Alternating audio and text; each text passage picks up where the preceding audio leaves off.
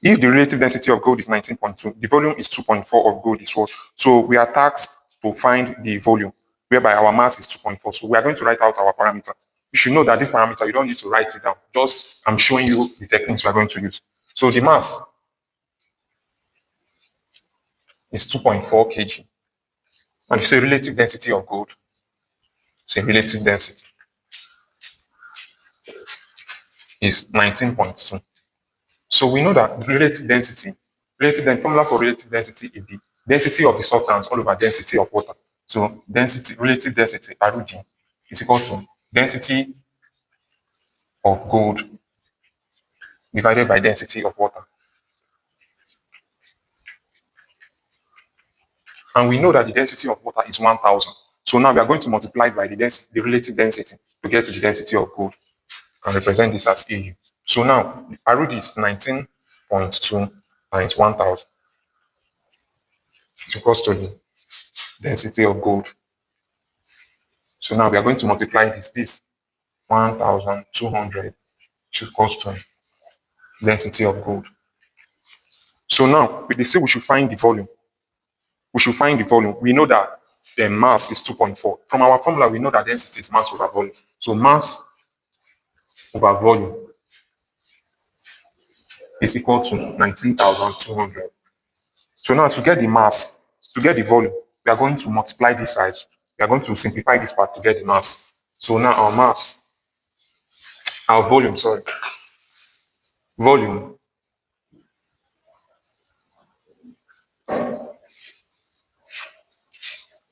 nothing here that we cross multiply. It's equals to our mass. Our mass from the equation is 2.4. So now we are going to divide both sides by 19,200.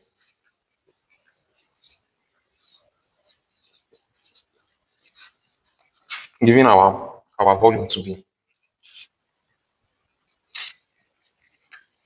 equals to 1.25 times 10 raised to the power minus 4.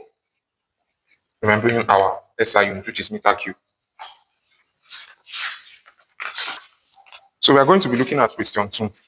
Question 2 says, what is likely to happen if the glass of a thermometer expands more upon heating than the liquid inside? A says the glass will break, the glass will shrink, the liquid will rise in the stem, the liquid will go down the stem. The answer is the liquid will go down in stem, because this, when the glass is being heated, we are looking at the real expansion minus the expansion of the glass. So when the property of the thermometer that makes a thermometer work is that the thermometer increases and the glass increases. So thereby, once only the glass is heated, the liquid will go down. So now we are going to be looking at question 3. During electrolysis, 2 grams of a metal is deposited using a current of 0.5 amps in 3 hours. The mass of the same metal, which can be deposited using a current of 1.5 amps in 1 hour. So this is a question of electrolysis. So we are going to solve. So they say 2 grams. For the first stage, let's call it 1. 2 grams is deposited using a current. Mass 1 is deposited using a current. And the current is 0.5 amps in 3 hours. The time is 3 hours. So we are going to find this. This is like an inverse proportional equation or problem, whereby we say M is equal to ZIT, where Z is like a constant, is the electrochemical equivalent or electrochemical constant. So now we are going to find Z. Z is equal to M over IT. So now our mass, we are going to substitute it, which is 2. I is what? 3. T is 3 and I is 0.5.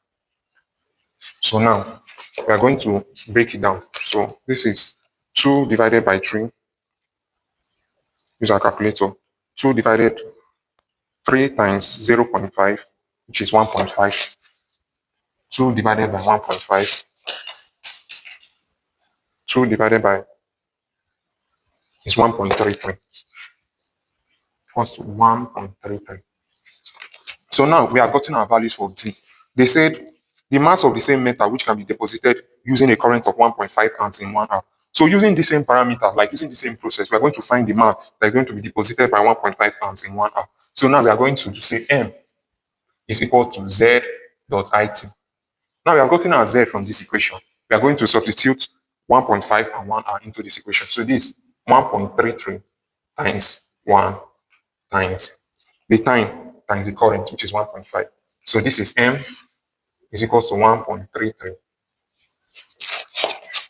So we are going to calculate 1.5 times 1.33, which is equal to 2.0. Don't forget our parameter. So that is the answer. The answer is 2 grams. So we'll be looking at question 4. Question 4 says, the current unit of energy density is what?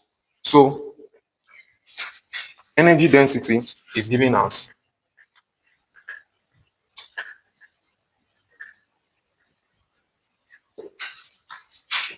energy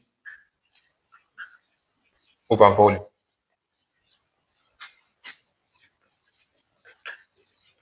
Where energy is being represented in joules and volume is being represented in MQ.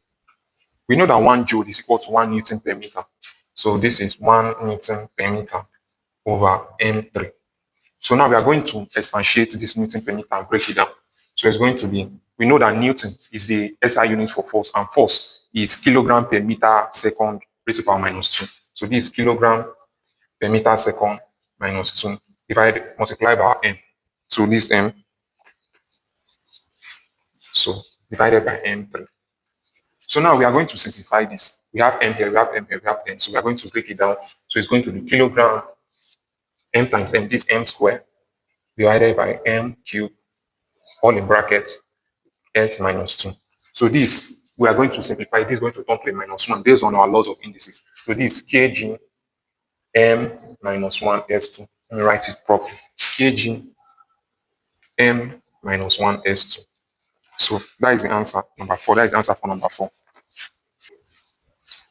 Number 6, an object placed 10 centimeters from a concave mirror of focal length 5 centimeters will have its image. Where A, at the center of curvature, 5 at the radius of curvature, C, at infinity, D, 10 centimeters from the focus.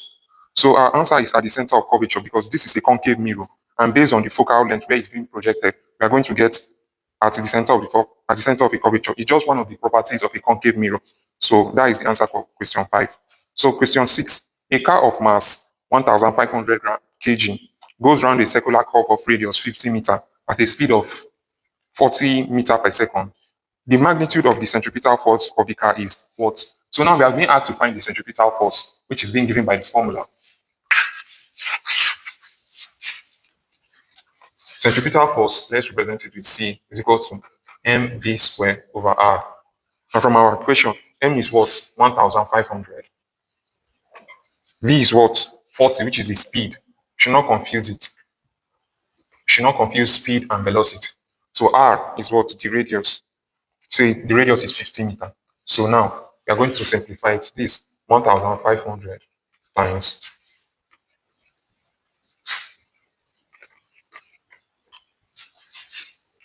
So number 6, our answer is 4.8 times 10 raised to power 4 newtons. So that is the answer for number 6. For number 7, it says the blade of a hoe feels colder to touch in the morning than the wooden handle because A, the handle is cold, is better conductor of heat than blade. B, the handle contains stored energy in form of heat. C, blade is better conductor of heat than the handle. D, the blade is placed at a lower temperature than heat. So we are going to take in question C, the answer C. The blade is a better conductor of heat. We should know that the blade consists of a metal which absorbs heat like gives out heat to the surrounding than wood, which is the handle. The handle is made of wood. So now the wood is a bad conductor and also a bad absorber of heat. So we should be technical in looking at the question so we don't get deceived. So the answer for question number 7 is C. A glass plate of 0.9 centimeter thick has a reflective index of 1.5. How long does it take for the pulse of light to pass through the plate? So now we are going to write, say n is the refractive index. So we are saying the speed of light in glass.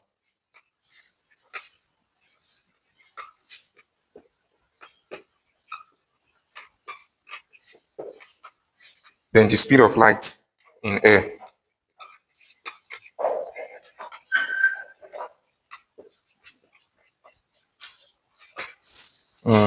Is 3 times 10 raised to power 8. So now we are going to solve for the speed of light in air. We are going to solve for the speed of light in glass, which is V is equals to 3.0 times 10 raised to power 8 divided by 1.5. So now this is going to be V is equals to 2.0 times 10 raised to power 8. So based on one of the laws of motion, where we are going to be like turning it up, so we are going to get, we know that our velocity is equal to distance x divided by the time.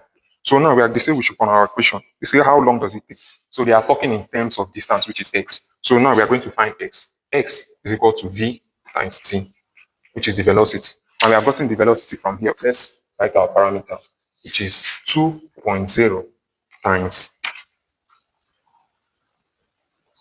Okay, they say we should find the time, not the distance. So time from our equation here is going to be t is equal to x over v. So they say the glass plate takes 0.9 centimeter. We're going to be converting that to meter. 0.9 times 10 raised to power minus 2 divided by v, which is 2.0 times 10 raised to power 8. This gives us our answer. T is equal to 4.5 times 10 raised to power minus 11 seconds. So we are going to be looking at question 9.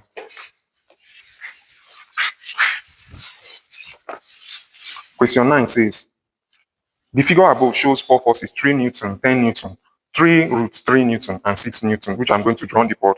We should find the resultant of the 3 forces.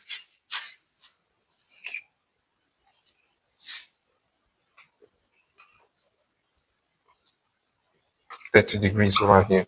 We have the 3 root 3 Newtons. We have 6 Newtons. We also have 16 Newtons. So now we are going to resolve this. We are going to resolve this both into horizontal and vertical forces. So for our horizontal forces, for each of the forces, we are going to resolve it into horizontal component and vertical component. When we move this one over to this side, we are getting the horizontal component. When we move it over to this side, we are getting the vertical component. So for the horizontal component, is 10 is going in the positive direction. 10 cos 30 minus, we are going to resolve this one. It's going in the negative x-axis. So this is 6 cos 60. Now we are going to be resolving this other one. Once we try resolving it, it does not have any horizontal components. So we are going to call it 0. So now this is for the horizontal component. For the vertical component, we'll do the same thing. For vertical component, when we resolve it, for vertical component, when we are resolving it, we use sine. So this 10 sine 30. And for the vertical, and this other force, when we resolve it, is 6 cos 6 sine 60. Now this one, it has a vertical component, but no horizontal component. So it's going to be left as 3 root 3. So that's it. So once we sum it up, we're going to then do it and sum it up. So this 10 cos 30, let me show you a method we are going to use to get the cos values. This is an isolateral triangle, an equilateral triangle. This is 60, 60, 30, 30. So this is 2, 2, 1, 1. This is root 3. So now cos 30 is adjacent over hypotenuse. So this is 1 over 2. This is 10 times 1 over 2 minus 6. Cos 60 is what? Adjacent over hypotenuse, which is 6 adjacent over hypotenuse. This is 6 over 1 over 2 minus 0. So this is 5 minus 3, which is equals to 2. So now we are going to using this same triangle and solve for sine 30. From here, sine 30 is what?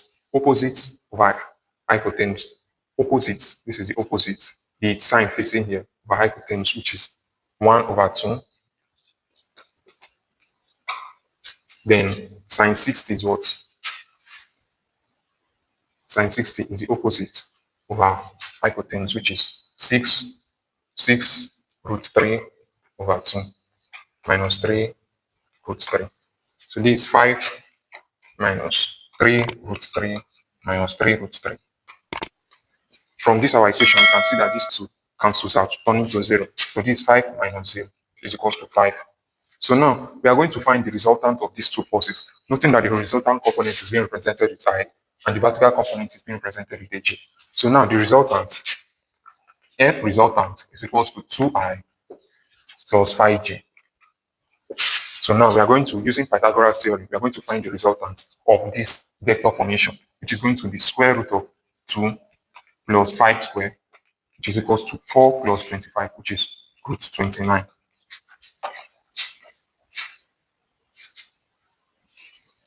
So now we are going to be looking at question.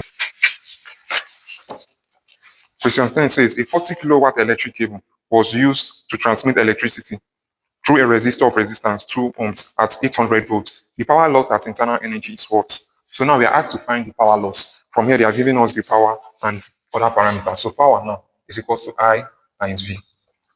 Whereas we will find the current, so we can impute it in the power loss equation. So the power now is 40,000 watts, which is the same thing as 40 kilowatts. Then our current is I. Then V is what? 800. So now we are going to divide this by 800. So this is 50 amps, which is equals to I. So we are getting a value of I. Power loss, the formula is P equals to I squared times R. So now we are getting our I squared. We are going to do 50 squared times the resistance initially given to us, which is 2 ohms. So now this is 2,500 multiplied by 2, which is equals to 5,000 watts, which is the power loss. So from the equation, we are going to break it down. It says 5.0 times 10 raised to the power 3 watts. So that is the answer for question 10. Question 11. An observer with normal eyes views an object with magnifying glass of focal length 5 centimeters. The angular magnification is what? The least distance of distinct vision, D, is equal to 25. So this has a formula. The formula is being given by M, the angular velocity. The angular magnification, M, is D over F plus 1. So now from the parameters, we are going to substitute it to get M. So D is the distance of distinct vision, which is 25, divided by the focal length, which is 5, plus 1. 25 divided by 5 is 5, plus 1, which is equals to 6. From our answer, we can see that number 11, the answer is 6. So we'll be looking at number 12. Number 12, the DC generator has essentially the same component as the AC generator, except the presence of what? So in this question, it's a DC versus AC. We are comparing a DC generator and an AC generator. So now the common difference between a DC generator and an AC generator is the presence of split rings. Split rings are devices that are used to switch the polarity of the signal, the AC signal coming in, to convert it to a DC signal. So now we are going to be looking at number 13. When a pure semiconductor is heated, its resistance dash A increases, decreases, remains the same, increases, then decreases. For semiconductors, they possess both qualities of metals and an insulator. So a semiconductor, when a semiconductor is being heated, the conductivity increases while the resistivity decreases. So now the resistance, when you heat a semiconductor, the resistance is going to decrease. So now we are tasked for number 14 to find the dimension of electromotive force. So now number 14, the dimension of an electromotive force. The dimension of an electromotive force, E, is equal to work done over charge. Work done, we know that work done is force times distance. And charge is IT. Charge is Q. We know that Q is equal to IT. So now we are going to represent this using dimensional analysis. So force now is mass times acceleration, right, times distance. I is being represented as I, then T is time. So now we are going to express this using dimensional analysis. M, we know that acceleration is velocity over time times distance divided by IT.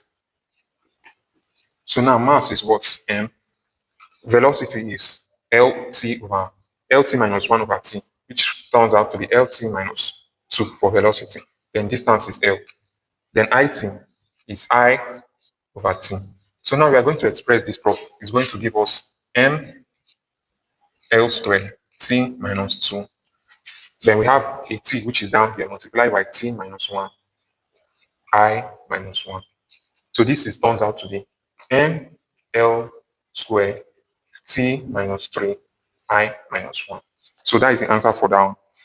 So question 15, we are going to be looking at question 15.